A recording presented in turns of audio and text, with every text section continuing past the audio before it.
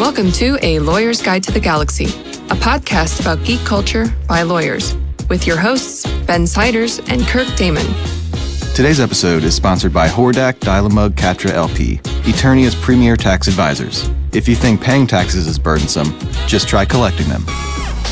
Welcome back to A Lawyer's Guide to the Galaxy, the podcast that asks interesting questions that don't have any answers. With your host, Ben Siders, that's me, and the other guy is, as always, Kirk Damman. That's Kirk, as in the captain of the Enterprise. We are intellectual property lawyers and certified geeks practicing law in St. Louis, Missouri. You can find me, Ben, on Twitter at Benjamin Siders, and you can find Kirk at KirkDMN. You can follow this podcast on Twitter at LGGPod. We also, exciting news, have a webpage set up for the podcast. Unexciting news, it's nothing fancy. It's just a landing page that basically organizes the information you just heard into one place and provides links to our various platforms. So the website is www.lggpodcast.com.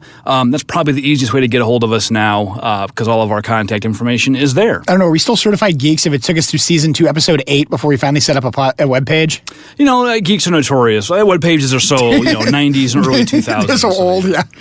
So we're going to jump right into our topic today. If you want to listen to us pontificate about other things, I saw Captain Marvel with my kids. Kirk, have you seen it yet? Nope. All right. Well, I may talk about that towards the end, so check out the last 10 minutes or so. But we're going to jump right into our topic because we have a guest today.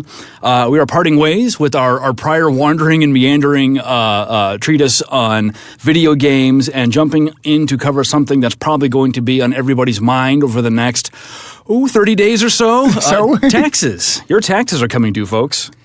So yeah, I think we're going to be moving on. We're going to talk about some sort of interesting tax issues, some interactions between geek culture and tax issues. And before all of you stop listening and go, tax is boring, we need to realize, no, this actually should be a very interesting episode. I think it's going to be a lot of fun. And part of it's because of our speaker, who is a lot of fun.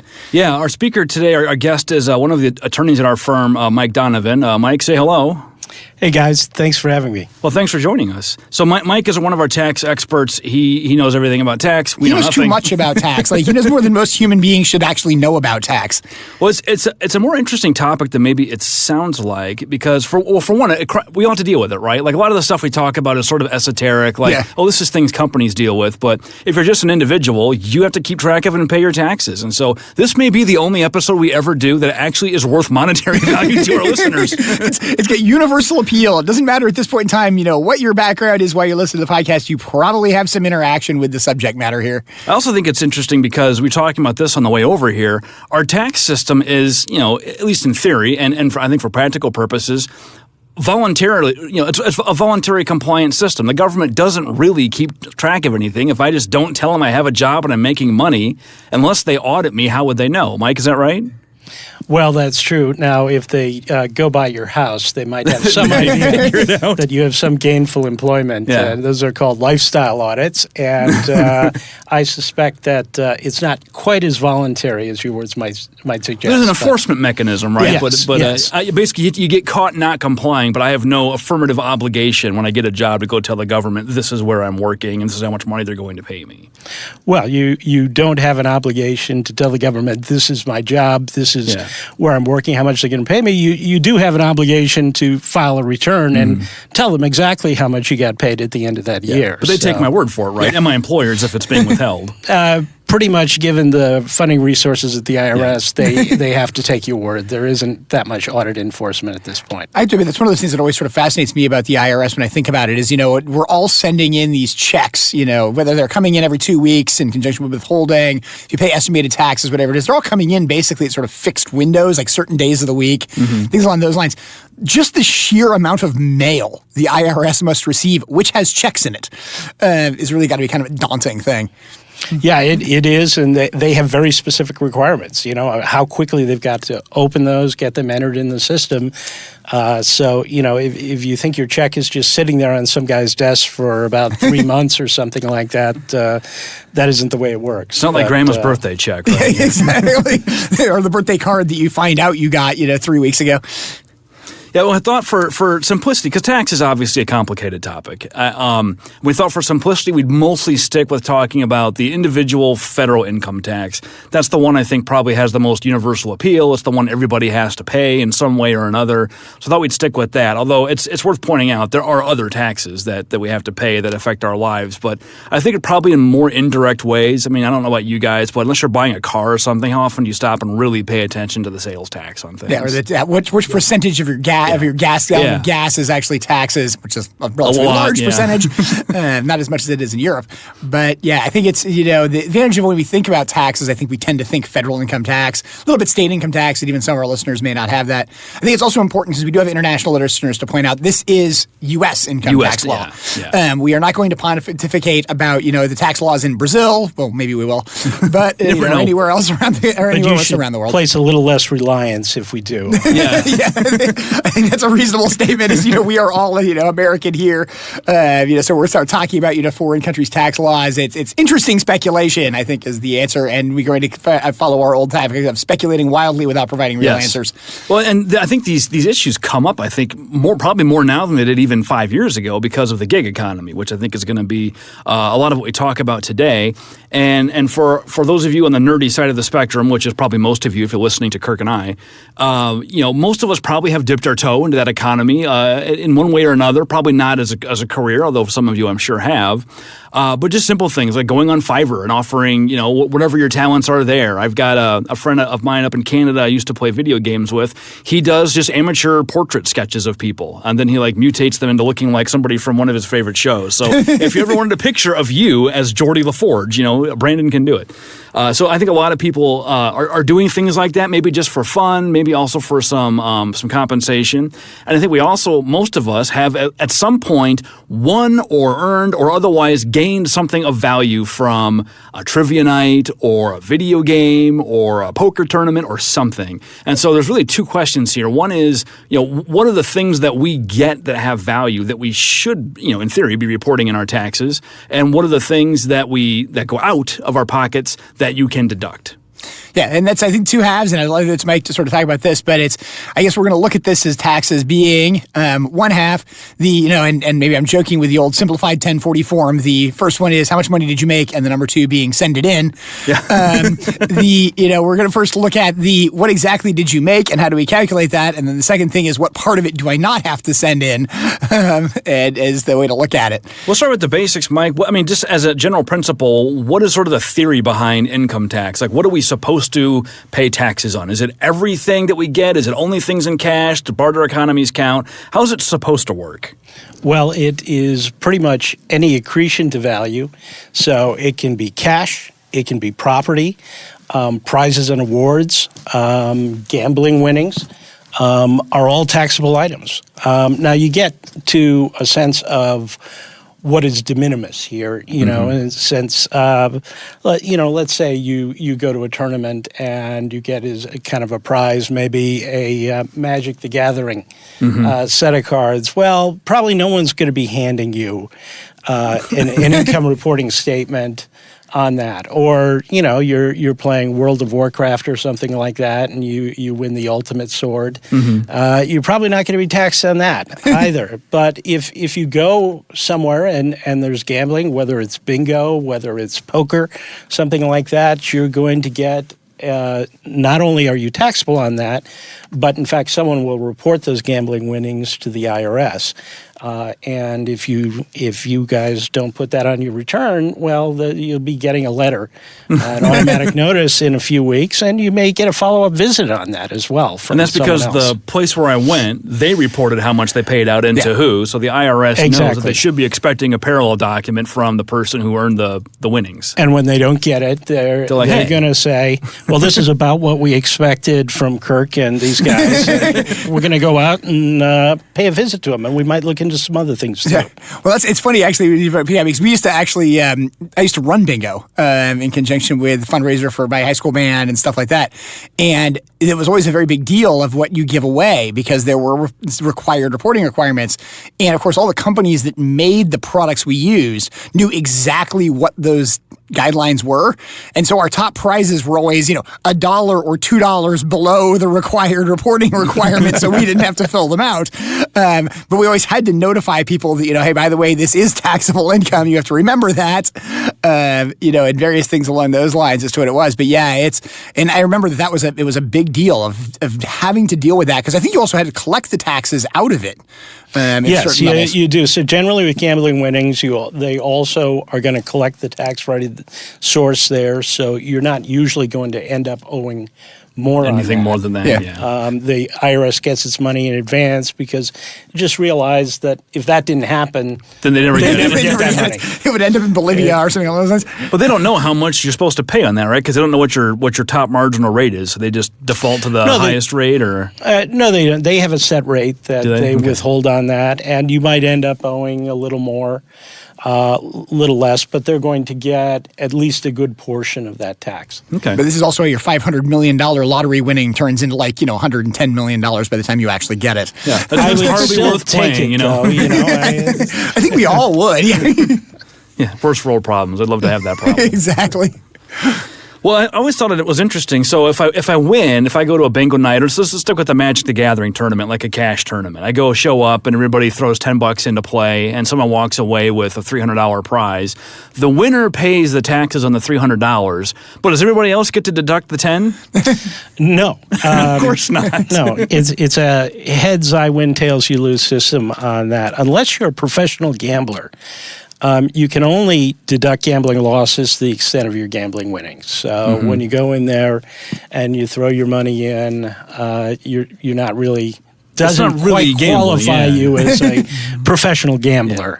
You need to do a little bit more than that. So Well, it's interesting when you talk about gig economy and the things. I mean, you're talking about professional gambler. I mean, this is really the idea that your job now is gambling. Yeah, like cash poker players maybe are the original gig economy. We're kind of looking at it as gig economy. We now have somebody whose job is gambling, so that's why, hey, they can deduct losses because that's a cost of doing business. So that's sort of where we're getting with this? Yeah, it is. I mean, we've always distinguished whether you're in the stock market or whether you're in business or something like that. There's always been a gambling element to that, but we don't like to call it gambling. It has a seedy aspect to it that we don't like to associate with it. But absolutely, the nice thing about, there are both good things and bad things about the gig economy right now. In fact, just a couple years ago, the National Taxpayer Advocate recognized how much this industry was growing and said, one of our top priorities has got to be helping these people comply more with their tax obligations because it's very hard.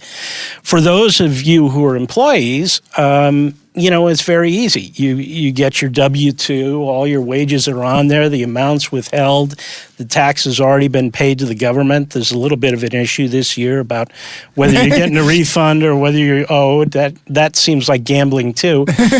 But it's very simple. And you get your 0.01% interest on your bank account. You get a 1099 for that, and it all goes on the return. All the taxes have been paid. It's very simple. In the gig You're just economy, settling up at the end of the year. That's it. You're just settling up at the end of the year. Maybe I owe a little bit. Maybe I'm getting some back. But it's more, do I have enough of a windfall to go out to Best Buy and get myself an 80-inch TV or something like that? Well, I always think it's interesting when people consider it a windfall, since effectively your tax refund is the money the government is refunding you that they took an interest-free loan to it's the take. interest-free loan you gave them over the last year. Well, and there's been a lot of, you've seen in the papers a lot of debate, the amount of refunds is down. And that's what happens when the taxes go down. Well, that's what happens when the taxes go down. And people have rightly said, look, maybe that's a good thing. Maybe that's a bad thing. Maybe maybe you paid less in taxes, but you gave the federal government a smaller interest-free loan for most of the year, and that's why you're getting a smaller refund. If you're in the gig economy, obviously there's some preliminary questions there. We've all followed the stories with Uber and Lyft and some of these companies. The real question, are these people in fact in the gig economy or should they be employees for one purpose or another? And states have come out with different answers on that. So your first question always in the gig economy is am I really an employee? And you can get the IRS to sign off on that, and there may be a lot of benefits to you from doing that. But I think we'll focus, in the interest of time, on just what happens.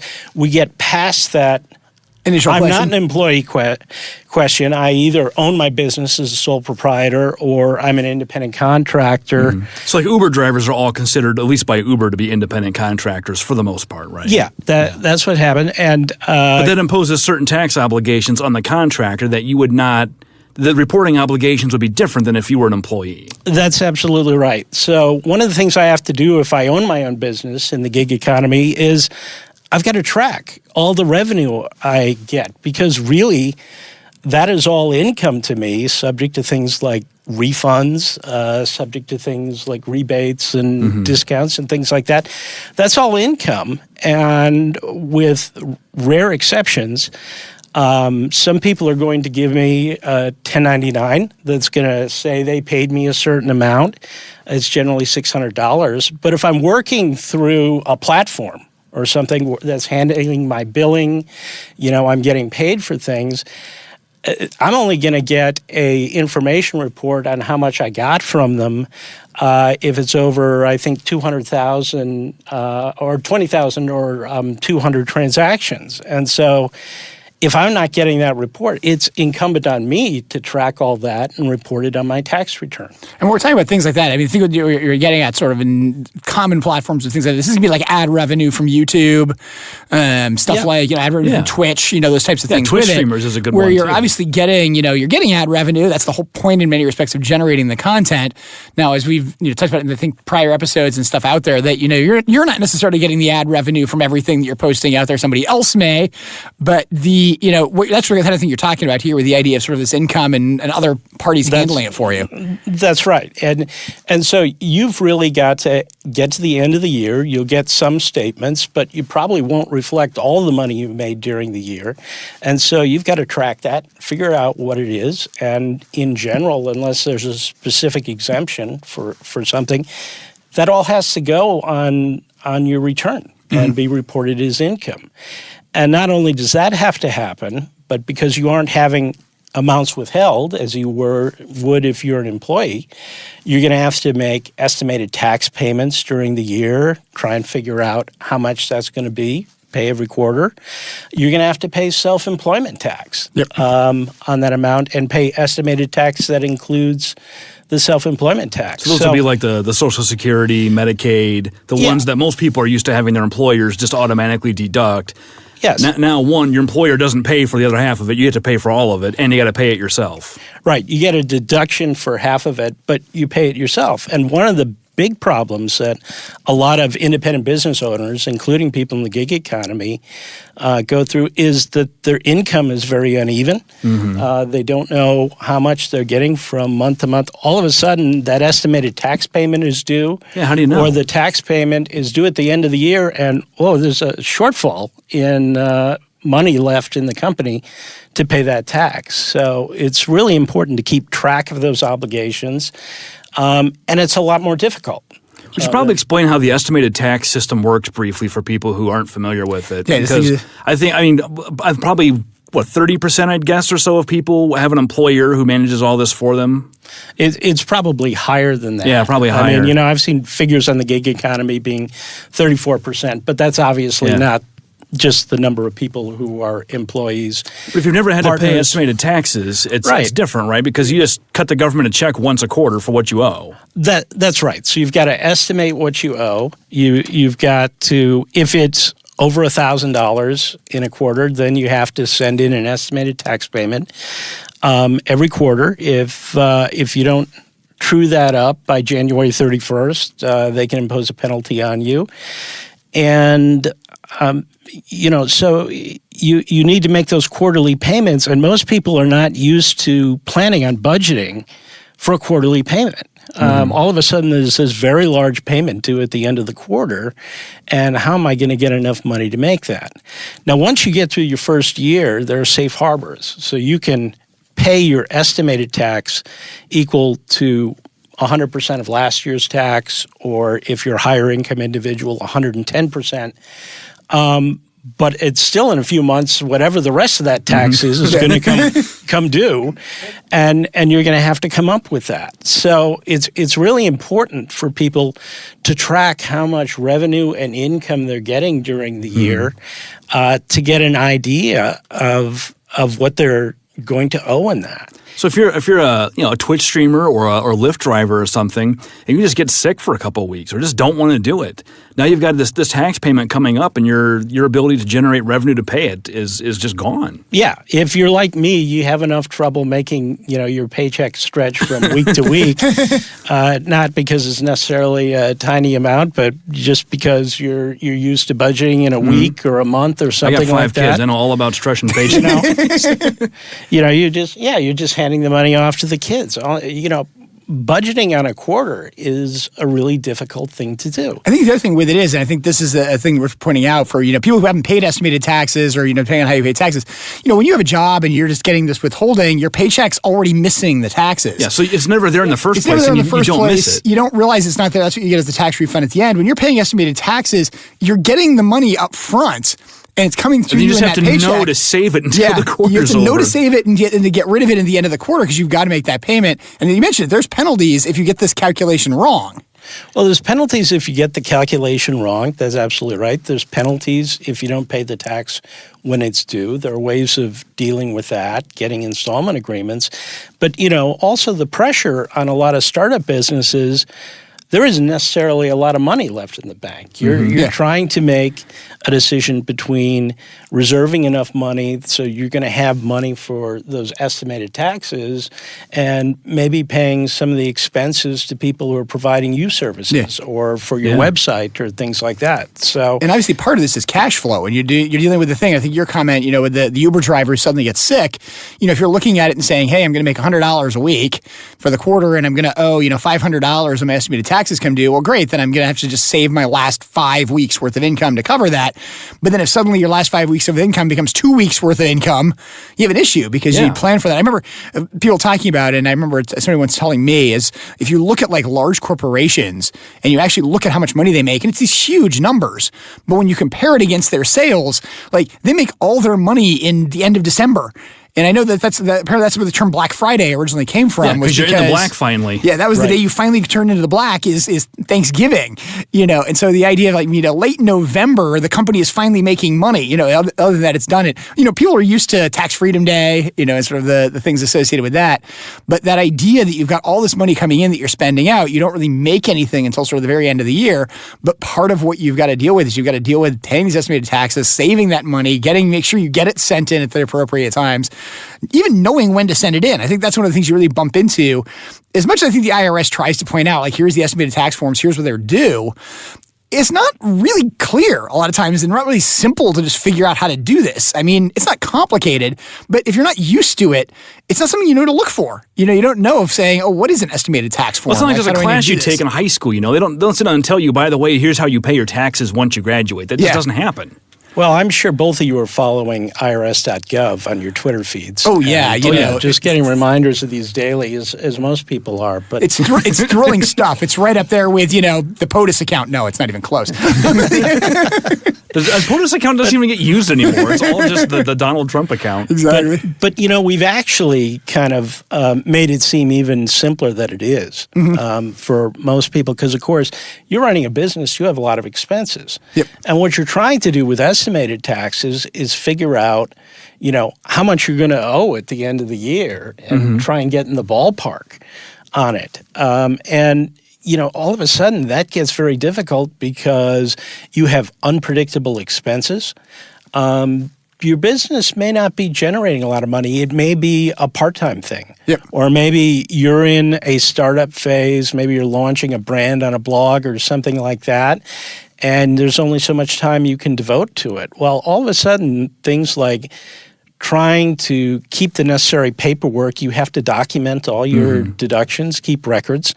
Because if you get audited, you have to prove what those deductions are. Well, these part-time gig people probably have a lot of personal assets that they own that get used for dual purposes, right? Like if I'm going to have a podcast. An Uber driver's car, yeah. Yeah, the Uber driver's car, or, you got a computer at home that you use to record your podcast, but you also use it to play games. What if your podcast is about games?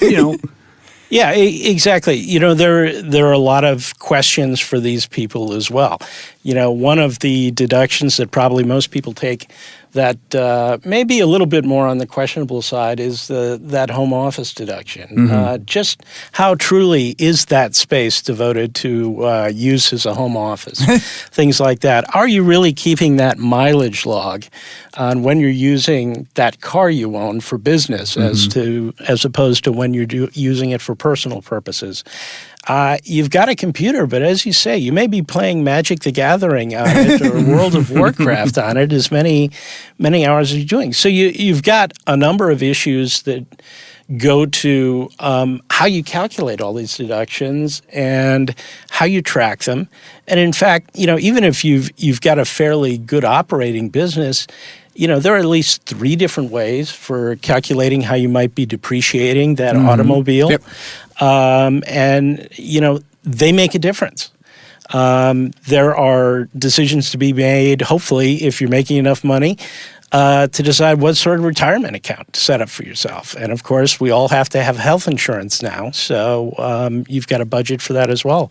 So not only do you need to track all the revenue you're taking in through the year, but you got to have some idea of where these expenses are coming out. Because if, a lot of businesses, you can't be in a position of really overpaying those estimated taxes either. You just don't have the money. You need that money for other purposes. And so it's a challenge for those people. Well, it's a longstanding principle of American law, too, that you are not obligated to pay a single cent more than what you absolutely owe, and that you are, I think it was Learned Hand said, you're entitled to structure your affairs to avoid taxes or reduce taxes, as long as that's not the sole reason why they're structured that way. Something like that. I forget, because there was a tax shelter rule in the 70s or 80s, I think, that they came up with where, like, if certain corporate vehicles or investment vehicles serve no purpose other than tax avoidance, then they're not legit. Sure, there are all these judicial doctrines that come up for challenging that, and like a lot of judicial decisions, Learned Hand's statement gets quoted a lot, but now we're trying to say, okay, where is that gray line between tax minimization and tax evasion, where Kirk has to flee the country or something like that. Well, it's harder than it seems too. Like, why is buying a house not a tax shelter? Rent's not deductible, and my mortgage interest is. So if the only reason I buy a house is for the deduction, isn't that a shelter? Well, that's a specific benefit that Congress clearly intended you to have. As a matter of public policy, right? That gets cut out. But, back in the 70s, for example, you could buy a cow for $10,000 in cash and $90,000 non-recourse note and have a $100,000 depreciable asset. And obviously, we didn't let that go on for more than, 5 or 10 years. I still remember when I took tax, and I was taking tax in law school, and, obviously, I have a science background doing what we do and things like that. And the professor was standing up at the front, and he went through and he was talking about for, high-income individual. And he's like, here's how you buy an airplane, and this is what they're going to do with it. And it was literally park it on the side of the runway and let it rust.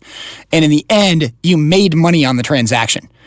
And it was one of these things where I remember walking out of the room and some of the people coming in, like, there's no way that's accurate. And I'm like, it is. That's what the math is.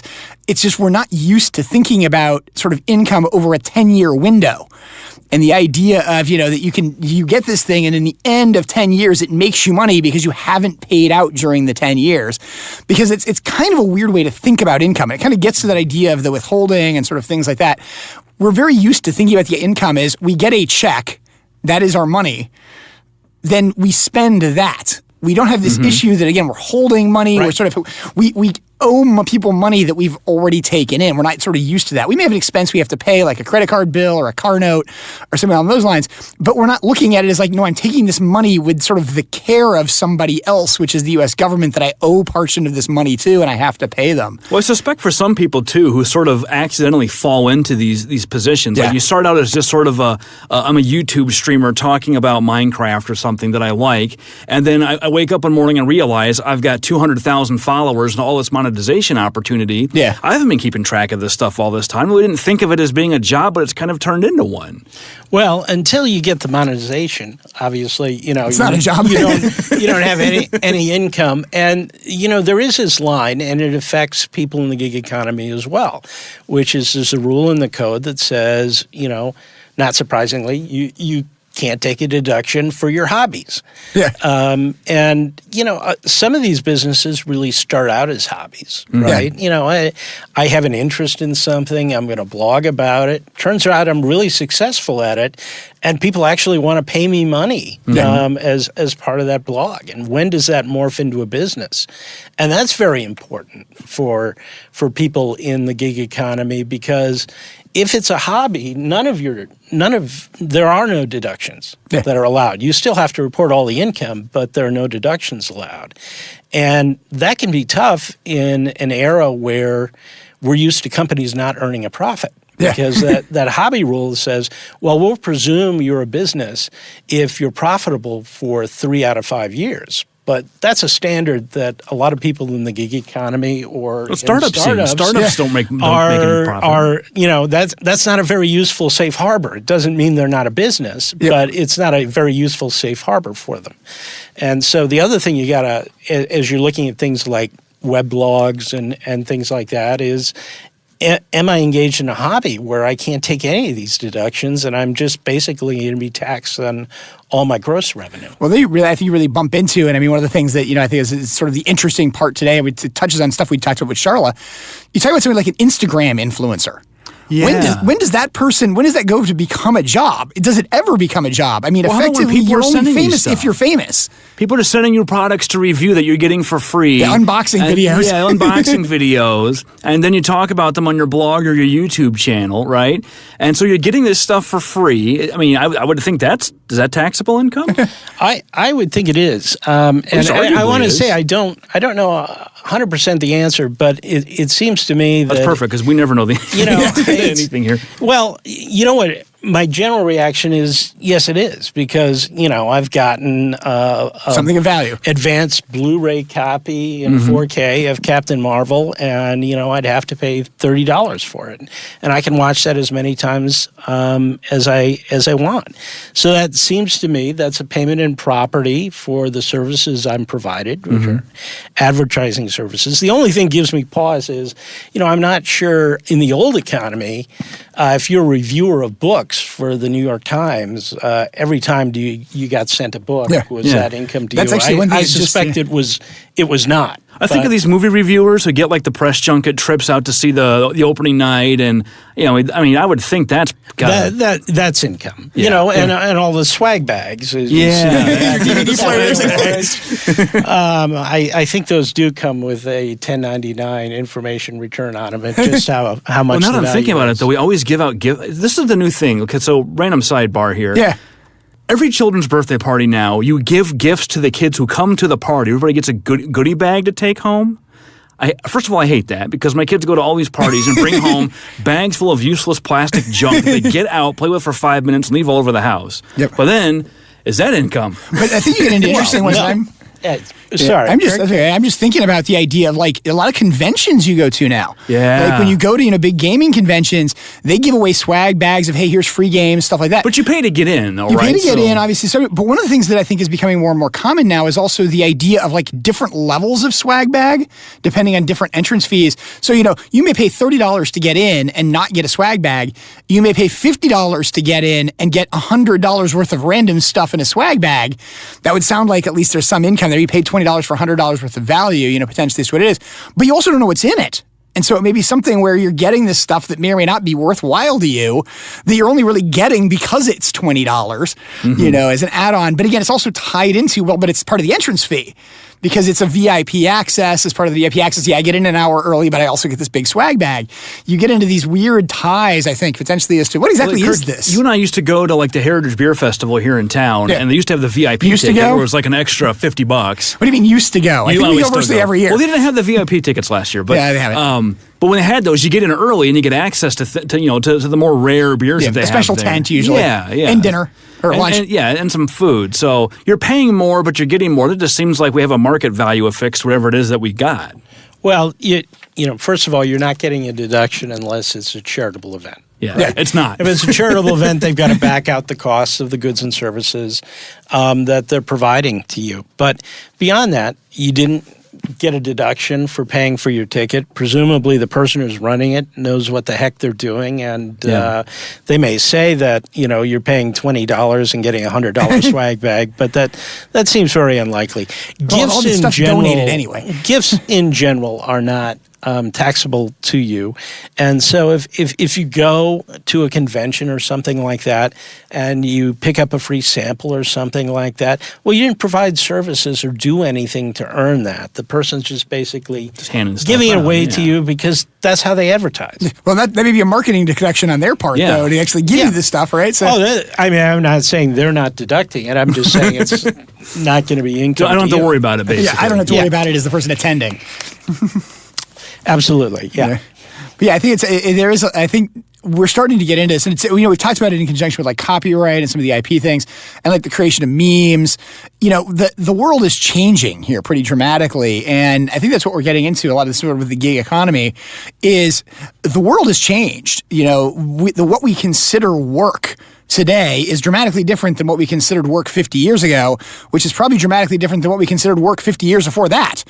For sure. And when we're talking about something which is an income tax, I mean, again, the vast majority of tax revenue, I think, and correct me if I'm wrong on this, Mike, is income tax. I mean, we have property taxes, we have sales taxes, but the vast majority of income coming in, at least especially at the federal government level, is income tax. We bump into the question of what is income. And that's, I think, what we're talking about now. Well, it's always a fundamental question, right? Is what does and does not constitute income at all? And then of that income, what has Congress said we don't have to pay taxes on? And that's really the deduction part, is that some of this income is stuff you don't have to pay taxes on. Well, there's some that's excluded as well. But the general principle is it's all income unless it's excluded or there's a specific deduction. But there's practical limitations to that as well. There's an idea in the tax law. Look, tax law has to be administrable. And we're not going to chase too much after trifles. We're the federal government. We're like your frequent flyer miles. Right, exactly. Well, that was just... That was an issue for a while. that was just avoiding a public rebellion. Being taxed on your frequent flyer miles. And, but that is a good example of the practical example of it, because how do I value that? What's it worth? I may not be able to use it. All of a sudden, the blackout dates are changing. It could just expire. I never had to use it. They can expire. They increase how much I have to spend to get an award. So there's an idea in the tax law that what you have to do has to be practical and administrable. And so even though people looked at that and thought it was a really serious issue. You're getting plane tickets for a discounted price. It seems like a really valuable thing. And you're doing it for the fact that you bought something from someone, but they just decided there was no way to administer that. It's an interesting idea sort of there, is that, and it's sort of focused on that, I'm assuming it's explicit. You're sort of looking at this as the IRS sort of realizing, no, the tax law needs to actually be something we can use, which law is not really known for. I think, when you're writing statutes and sort of things like that, the law does not necessarily say, this is an administrable law. They write it because they want that's the law to be. So Congress tend to be very high-minded and sort of, this is sort of what we want to accomplish. We'll leave it to some department of government to figure out how it works. But tax does seem to be one of those areas where, at least in principle, they start out saying, what can we actually reasonably do? Yeah, and I think that is a big part of it. And it's expanded because business and industry have gotten more and more complex. We've seen a lot of discussion. There was a lot of debate. How was Bitcoin going to be treated? That's what I was going to ask about cryptocurrencies. It's not a currency. It's treated as property in the United States. So when you buy and sell it, you have gain or loss. It's treated as a capital gain, basically. You would treat it as a capital gain unless it's part of a hedge or something like that. And so, but there was a lot of debate about how you were going to treat that for tax purposes. And of course, you had practical problems alongside of that, which was people were using this because it never showed up in a 1099. The whole idea that it was for illegal economies. So that brings you to another point. Ransomware attackers, they want to get paid in Bitcoin. So aside from the fact that they're engaged in fraudulent activity, they're also not reporting their income taxes properly. Yes, exactly. Well, that's how they got Al Capone. Absolutely. And this is an issue. And part of the question for the tax law is, how much of that do you tolerate? You go to barter exchanges on the weekends where people are trading in, exchanging car parts or whatever. Yeah, and how much time are we going to spend enforcing that? We're not going to spend a lot of time. It seems like the policing costs would exceed the value of the taxes you'd get out of it. Now, Bitcoin used to be worth something. This week, it seems to be much lower. But obviously, we'll check in tomorrow. We'll see. you can't ignore that. Yeah. I mean, there are just too many people using it to pay real transactions that are real money. Yeah. And so you have to find a way to not make that a black market economy where everything escapes tax. Although also interestingly enough, I think Bitcoin being a particular example, or cryptocurrencies being a particular example, they're really creating value out of nothing. There's a lot of sort of acceptance of, hey, like even service economy, things like that. There is some idea that, we can create value out of, fewer resources, added value, things like that. In many respects, Bitcoin is value out of nothing. I mean, it exists because of the fact that people grant it value, like any currency system, but it's not a government currency system which exists for that reason. Yeah. It's different from a fiat currency because I can prove my dollar has value. The government will accept it to satisfy my tax obligations. And used to be willing to give you gold. Not so much anymore, but... Yeah, and it seems like there is a difference between currencies issued by governments, where at least, you have information on the economy and resources and production, things like that, where Bitcoin, someone successfully mined it. Yeah. And so how much is that worth? Yeah. And a lot of that worth is... some of it is just because, it comes from several components. One, it's not connected with a specific currency. Yeah. So there's no central bank. It can be a hedge. It can move fairly easily without detection, so that gives it some value to certain for people. I'm not it saying moves that that's detection, most of even the though there's a value. permanent record which is never ever deleted of the transaction. And I suppose you never really know, even though there's a limited amount, how much is available. I was reading something the other day that people have lost their encrypted passwords, or there was a guy has in died. China. Yeah. A guy died that had the I don't know exactly what happened, but he basically had the private key to unlock one of these ledgers, and he died. And as far as anybody knows, didn't write it down anywhere, so nobody can find it. So all the money's just gone. Yeah, it's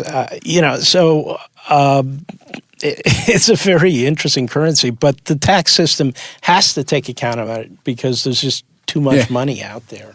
It's interesting when you talk about the idea of sort of, de minimis, and the idea that just there's, these issues of the IRS can't necessarily police this. But one of the things it does seem like, and I mentioned this is going to bump into the gig economy, of they actually push this down to the end users. And you bump into you talk about if it's over $1,000, you need to do something along those lines.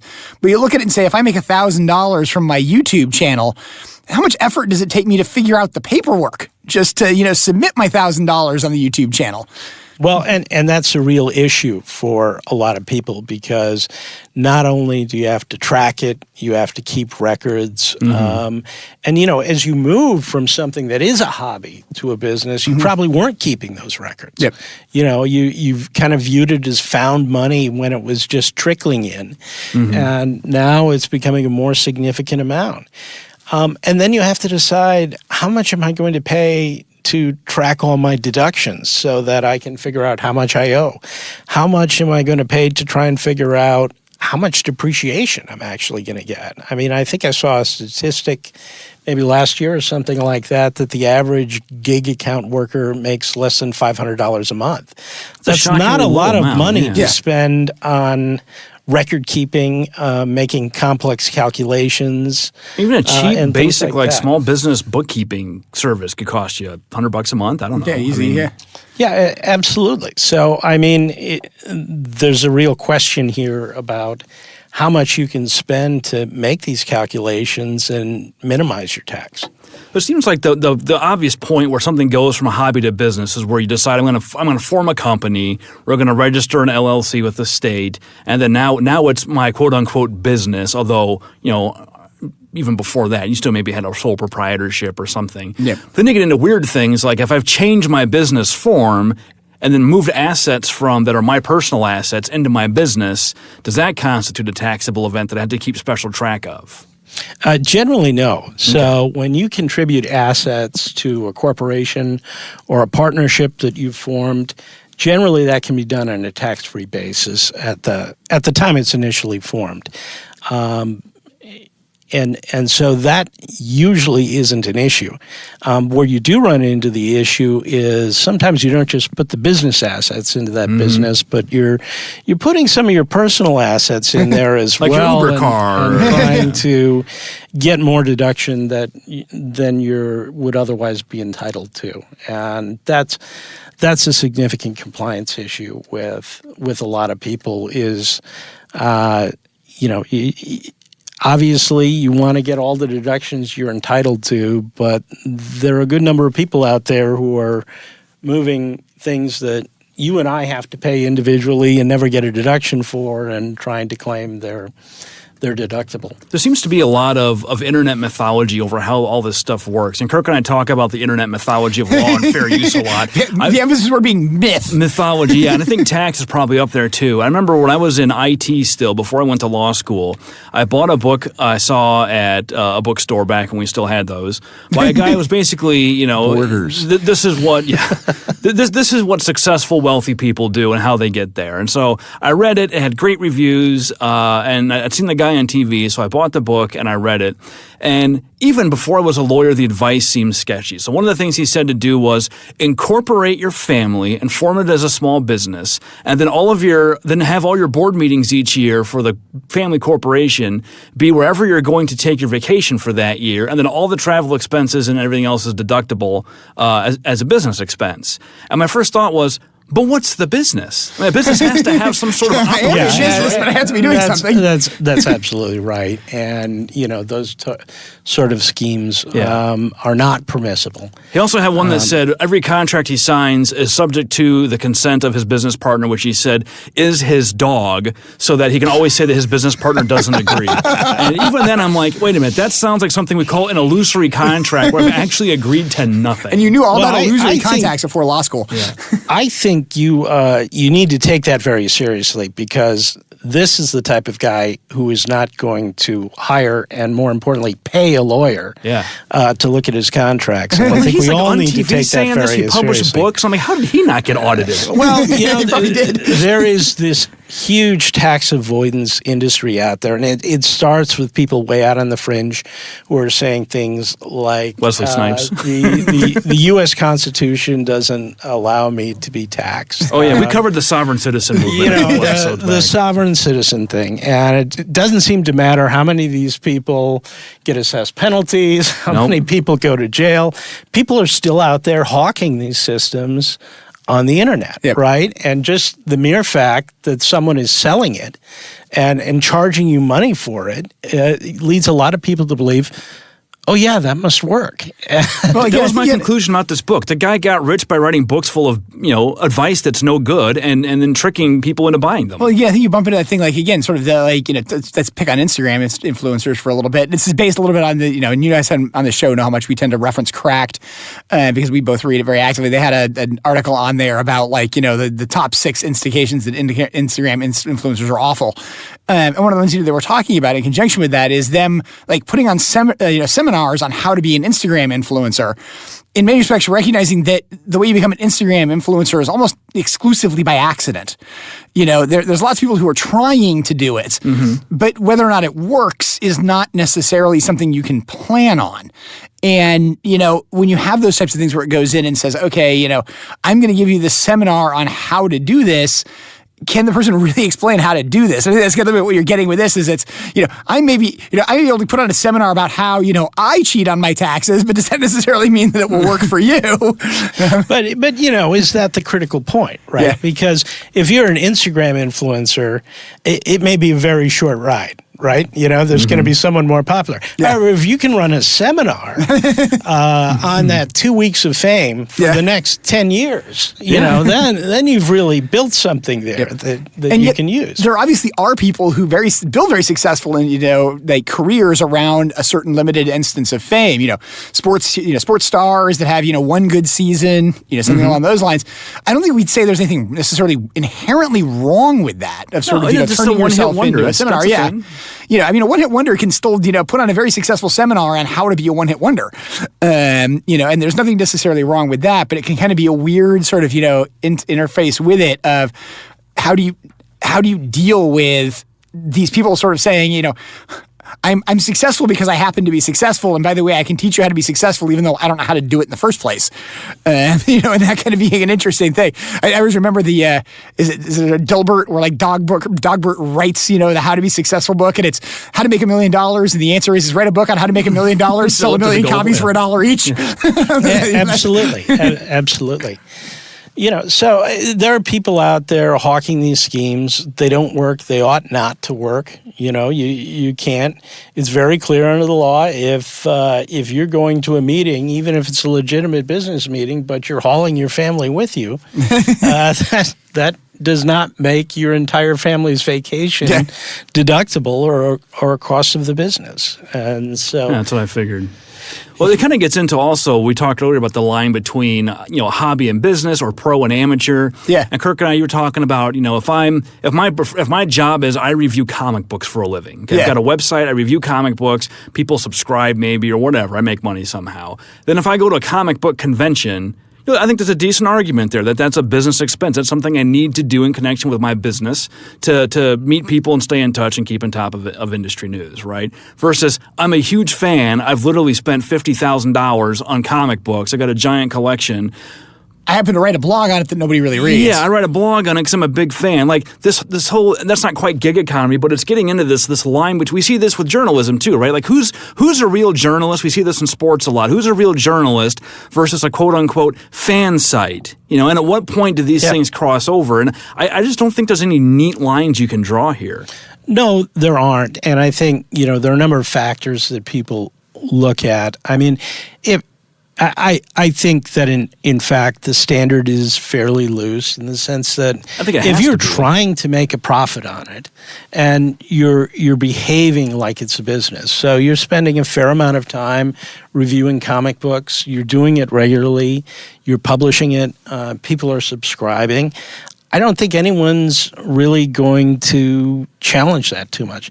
On the other hand, if you're doing it 3 hours a week, you maybe go 3 weeks between writing reviews and things like that, then I think people are going to question it. But if it is legitimately a business, then of course you've got to go to a comic book convention, and your travel expenses and things like that are going to be business expenses subject to limitation. I mean, but it is an interesting line. I mean, you think about fanzines like, wrapped in plastic or something like that really started out as kind of a work of love, but big grew business into something that became incredibly popular. And that's what a lot of people are doing on the internet right now. They are starting out with a hobby, and it's turning into they wake up one day and it's not anymore. It's a business. Say, I can make money at this. That's when I quit World of Warcraft. When I went to log in one day, and I'm like, this has just become a job I don't get paid to do. It's so much work to organize these guild raids. In some sense, professional video game players is potentially one of the best examples with this, recognizing that, professional video game players, for the most part, are not, a lot of video games you're not going to make money directly. Yes, they may offer tournaments that offer substantial rewards, but in some sense, that's no different than necessarily going and, winning a tournament at the local casino. You can kind of look at that, even though it's obviously more organized and things along those lines. But, when you look at it and you say, hey, I'm a professional video game player, what makes you a professional video game player? Usually it's because people are willing to watch you play video games. It's not that, that's right. It's not your action. It's the action of an outside person coming in and saying, I have 2 million followers on Twitch who watch me play, 10 hours a day, every day. Obviously, you are a professional video game player and you're making a lot of money doing that. At the same time, how does that make you different than somebody else who just happens to really like the video game? Well, what's interesting, I think, also from a tax perspective is that there are a lot of differences, but the main difference is all the income you get is taxable regardless. It's a question of what you can deduct from that income. Yeah, it really is. So anytime you're getting income, it's going to be taxable to you. It's really a question of, are you getting the deductions, and what are the deductions? And what are there? they? Yeah. Is it, is it the cost of streaming? Is it a better streaming camera? Hosting services. Hosting services. Can you deduct part of your office? You have a studio set up and the microphones you buy and stuff like that. Absolutely. But I mean, if you had told me a few years ago that there would be a streaming channel to watch other people play video games, I would have thought that was crazy and a great idea, but I would have thought it was crazy. Twitch is an amazing phenomenon, and it really is. And I mean, I pick on Twitch in particular. Obviously, it's on YouTube and stuff like that, but I think Twitch is the best example of it. Twitch is an amazing phenomenon in the fact that we have turned video games, recognizing that, video games have only really existed for probably about 40 years, in any way, shape, or form. As a commercial market, even outside, as anything that was really, doable. Computers haven't existed that long. But, if we look at it and say, hey, they've existed for something along the lines of 40 years, we have now said not only do we have people who play them professionally, it is entertainment to watch other people play video games. And again, we look at it and say, well, we pay to watch people play football too. I mean, they can pay a lot of money for it. It's not that weird, but at the same time, I think we look at it and say, it is kind of that weird because the nature of the experience is not what it is. Yeah. And particularly, a lot of times we're not watching the person play. We're actually just watching what's happening on the screen. And I remember, we were at a sports bar at one point in time, and one of the channels of ESPN was literally broadcasting one of the big video game tournaments. Oh yeah, and StarCraft tournaments used to be on there. I mean, they broadcast Scrabble tournaments on ESPN, so why not? And really, this one, all you were seeing was, what was happening on screen, and then when one of the timer ran out and one of the teams won, the team celebrating. Yeah. And it was kind of like, we don't really even see the team. I mean, it's sort of like watching football and all you see is the movement of the ball. Well, it's interesting. I mean, this is probably a side point, but I think that probably has to do to some extent with the destigmatization of video games. Because when we grew up, only nerds played video games. We're talking about the 80s again. Yeah, then they invented the EA Sports franchise, and all of a sudden it was cool. Everybody played video games. Yeah. Well, and it was. I mean, video games back at that point in time, if you were, seriously into video games, it was kind of a... it was like being in a Dungeons and Dragons. Yeah, it was just a Dungeons and Dragons group. Yeah, stuff like that. You weren't getting married. You didn't belong on planet Earth, which is why your mind was always on somebody else's planet. Yeah, live in your parents' basement. All that kind of stuff that is to come with it. But yeah, and now, I mean, there's the destigmatization, but I think it's also just the nature of the fact that we've seen this as interesting. I think even for us, when we played video games, if you go back to very early video games, you would, if you went over and were playing on a friend's Atari. Or in television. I had it in television. It was fun to watch them play their half of the game, particularly if they were good. I see my kids doing that now. They'll just get together and they'll watch someone play. So there's some appeal to that. And the fact that you can monetize that now because we have these platforms out there, then it creates all these weird tax issues for a tax code that was never designed to deal with. The tax code was obviously never designed for video games. All things considered, it does a decent job. I mean, really, Kirk and I like to pick on how dumb our laws are, but considering how quickly society and technology advances and how slow the law is to respond, we managed to cram a lot of square pegs into round holes. Yeah. Yeah, we do. And one of the problem with our tax code is it has to address everything. Yeah. Apart from the de minimis things, but it's got to capture all the economic activity. And so it's incredibly tall order. sprawling. And there are issues that all of a sudden 10 years ago weren't an issue. Again, I'm thinking of the frequent flyer miles that all of a sudden are a critical issue that people are taking seriously. And the IRS says, hey, we need to put some guidance out on that because people ought to know what to do. About the borderless nature of the internet. So everybody's consuming things on stream, but one of my favorite Hearthstone podcasts, one of the hosts is in Canada, and she's on the podcast at the same time as two Americans. Yeah. So that just sounds like a tax nightmare to figure out how you deal with something like that. But even when we talk about this, and just sort of, let's just pick on our listenership a little bit. We have a global presence in conjunction with this podcast. Very popular in Germany and Senegal for some reason. we don't know, this episode at the time we're recording it, we don't know which countries this is going to be listened in. Yeah. No idea. I mean, we have a general idea based on where other episodes have been listed in, but it's very possible we would get a new subscriber from somewhere else. what countries did we implicate? And at the time, as I said, at the time we were recording this, we have no idea. Yeah, we do know there's a lot of people in Houston, so hello, Houston. Thank you. Huge issue right now.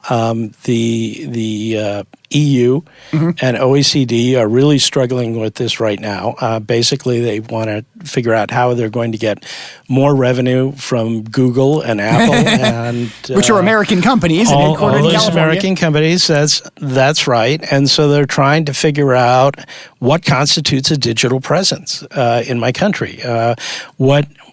How directly do you have to market into my country before I can tax you? And we have the same issue with respect to our state sales taxes. Yep. We've had a lot of basically upheaval in the last 2 years because the Supreme Court changed its standard, and all of a sudden people are wondering, okay, what with digital goods, how much should be taxed? Generally sales taxes are intangible personal property, so digital goods escape it. But should they really? Yeah. I mean, as we're looking at the economy changing and more revenue being derived from that, as I was watching a show last night, they were someone was talking about, I just get my CD and I put it in, and the younger character on the show said, "You mean you download it?"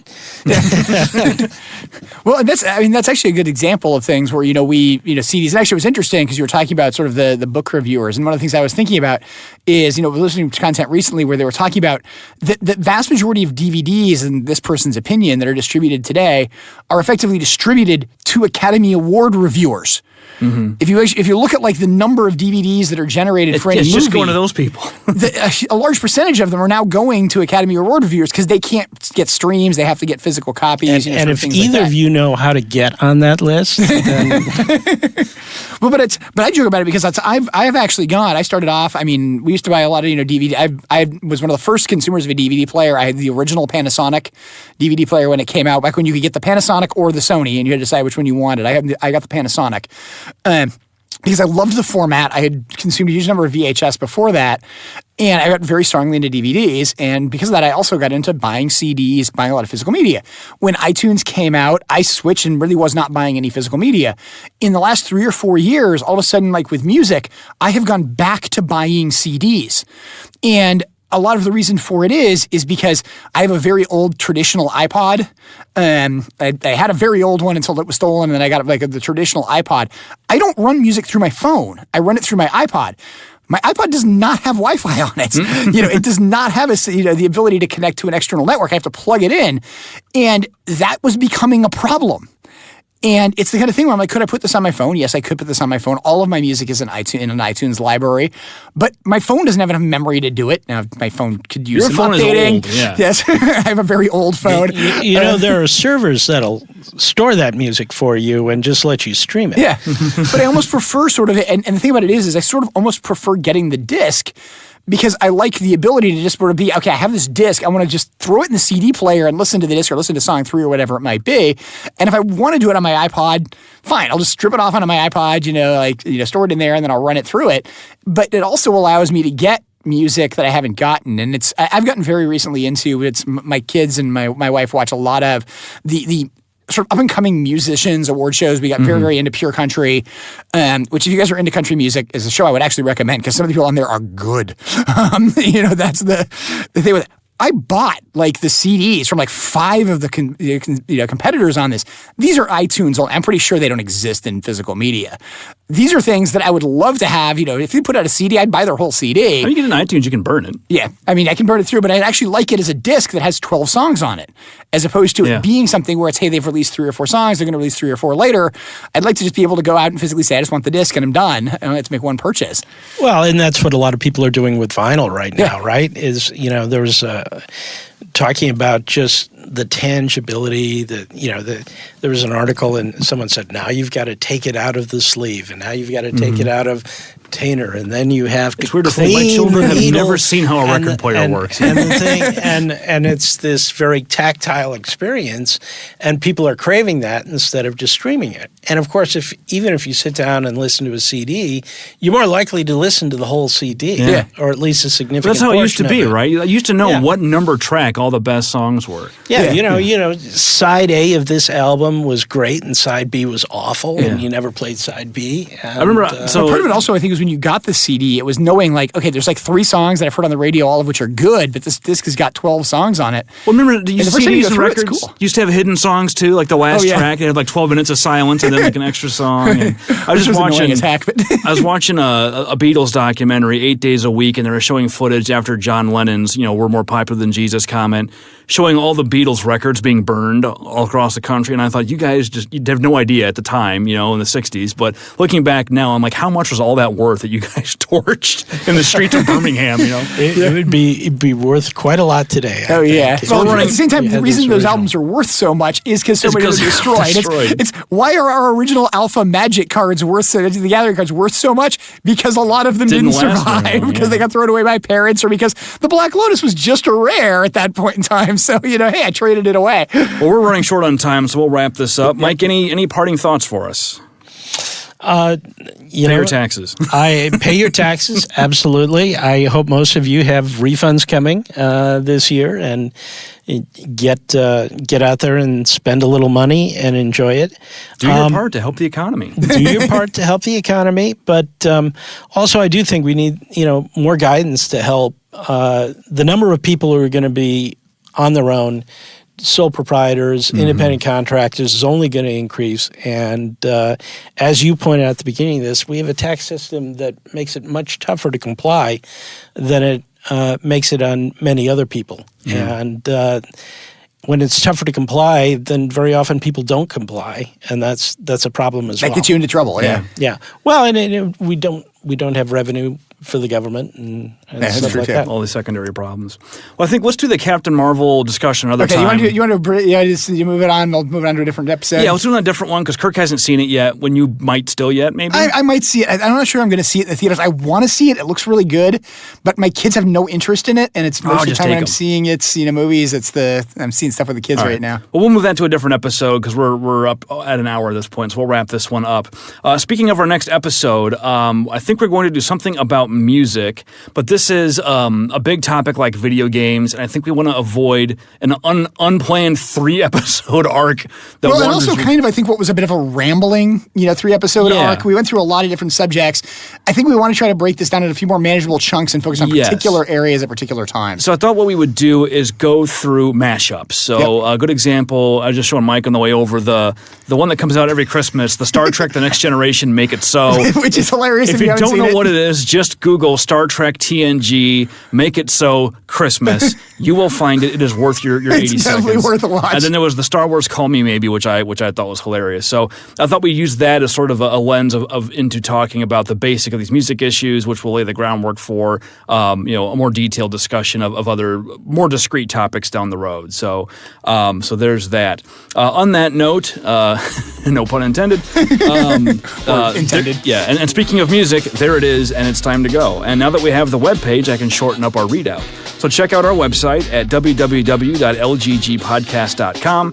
It has links to our various platforms where you can download old episodes, and if you'd like to talk to us, we're on Twitter at LGGpod. Email us at lggpodcast@gmail.com. Subscribe to us on one or more of the platforms. Give us a review. Helps us find new listeners. You can find all this information now at our website. You can also find me on Twitter at Benjamin Siders, and Kirk is at KirkDMN. Mike, are you on social media? I am. I'm at M. Donovan Tax. There you go, M. Donovan Tax. That's all for today. Thank you, Mike, for joining us, and we'll see you next time. Thank you. Play us out. The views expressed by the participants of this program are their own and do not represent the views of, nor are they endorsed by Lewis Rice LLC, its officers, directors, employees, agents, representatives, shareholders, and subsidiaries. None of the content should be considered legal advice. As always, consult a lawyer.